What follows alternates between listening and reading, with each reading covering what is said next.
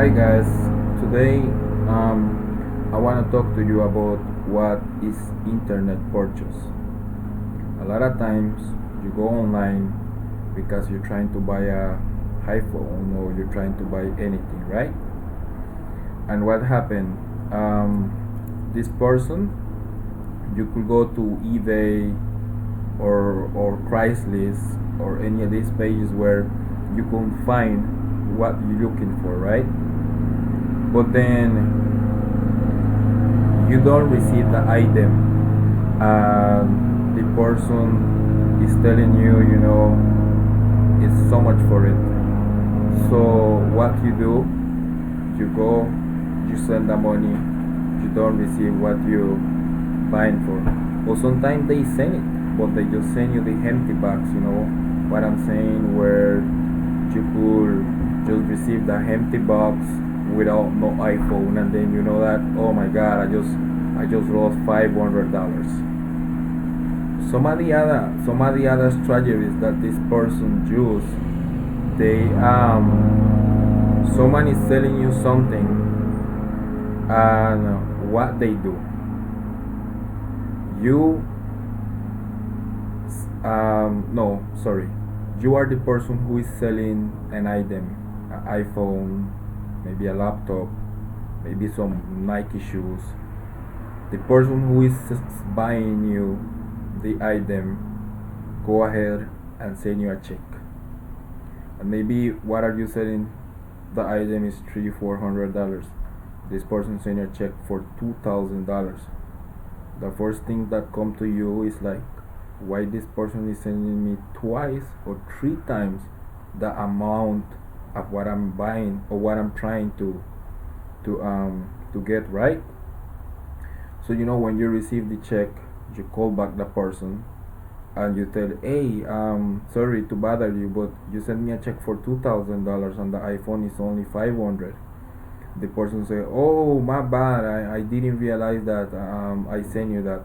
So just do this, just go into your account, deposit the money, and take the money for the phone you buying and pay the shipping, and just send me back the rest of the money, right? So okay, everything look good. You say, okay, no problem. You go, you deposit the check into your account, and you send back the money to the person, right? You go through any of the agencies or through a bank and send the money. But sometimes, because the bank take 4 days, you look in the fastest ways to send this person the money, because this person says, you know what, I really need the money, can you send it as soon as possible, right? So what happened? When you send the money doesn't go through. You receive a phone call from the company who you send the money through, and maybe you could be really upset or be really mad, because why you calling me? I already sent this money. I don't need to talk nothing with you. But actually, they calling you to telling you that maybe at the moment you was being a victim of consumer scam, and you be saying like, what? No, you guys doesn't know what are you guys talking about. So this is what happened. You receive a counterfeit check.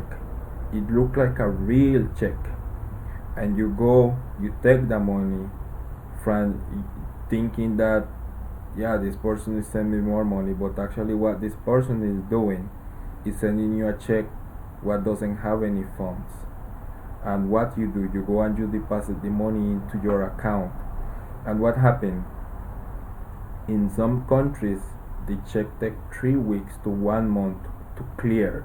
It's not like it clear immediately or it clear in 2 days. So if it doesn't happen that no one called you, 3 weeks later or 1 month later down the road, you receive a phone call from your bank.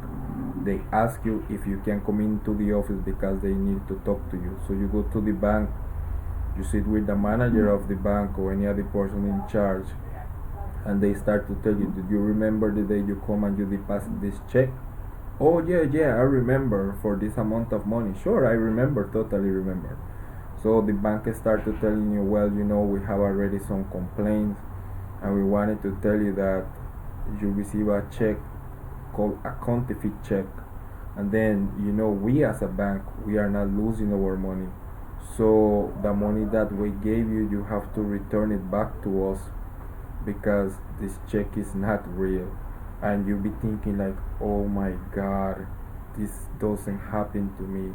So this person who I buy this, why it was send me the person who was buying this for me send me a check that was not real, and now I gotta pay back the money. Yes, a lot of times people don't realize this. Actually, back years back, I was have a friend in Atlanta that received a check. You know, same thing like what I'm saying, but this check was for $10,000. She went to the bank, she deposited the check, she take the money what she was need to send back to the person. And 1 month later, she actually received this phone call from the bank where she was have to pay back the money. You know, at the time I didn't really understand what was going on, but then after I have my background experience because I work for Western Union back in the days. You know what I'm saying? And I think this is something that people should know. I think it's very important information that you could have or you could use. So if you see any of your friends, and they tell you a situation like this, you can tell them to just check my videos. If you have any question, you can go ahead and write me, and I will be able to assist you. You know what I'm saying? Because I got all the knowledge and all the experience about this type I what I'm talking about, this type of different scam. You know what I'm saying? So I hope that this information that I just share with you guys, you can use it for your own good. And if you have a friend knowing that he's doing a business like this, just advise him about it. So thank you so much watching me, and you guys have a nice day.